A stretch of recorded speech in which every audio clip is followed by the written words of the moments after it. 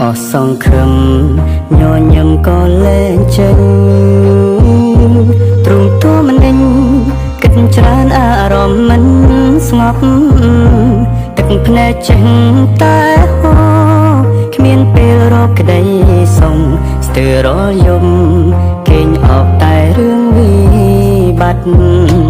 ទៅមុខលែងរួចត្រូវការនាងជួយរំលែកត្រូវការនាងផ្អែកស្មាហើយចែករឿងក្នុងចិត្តឲ្យខួរក្បាលបានធូរស្បើយកើតទុករយាំពេលធំហើយគ្មានវិធីឡើយពេទ្យអើយជួយខ្ញុំផង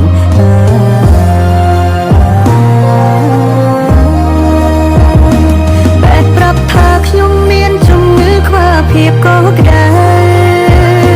ព្រោះដំបៅចំខ្មៅក្នុងចិនឈឺរីងរៃអើពេលនោះខ្ញុំមិនមកស្រឡាញ់ស្រីប្រហែលមិនត្រូវឈឺដូចពេលនេះលែងហ៊ានស្រឡាញ់អ្នកណា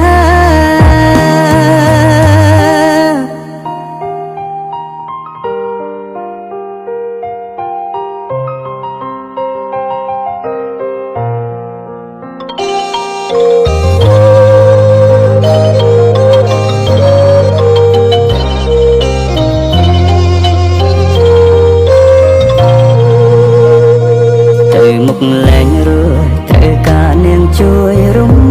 លែកត្រូវការនាងផ្អែកស្មាហើយចែករឿងក្នុងចិត្តឲ្យខួរក្បាលបានធូរស្បើយកើតទុករយាំពេលធំហើយគ្មានវិធីឡើយពេទ្យអើយជួយខ្ញុំផង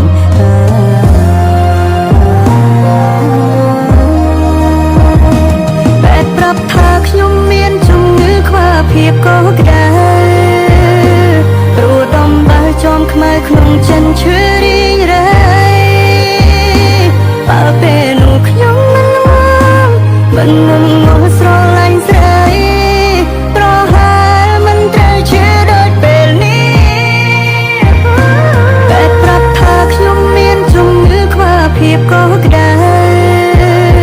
ព្រោះដំបៅចំខ្មៅក្នុងចិនឈឺរីងរៃ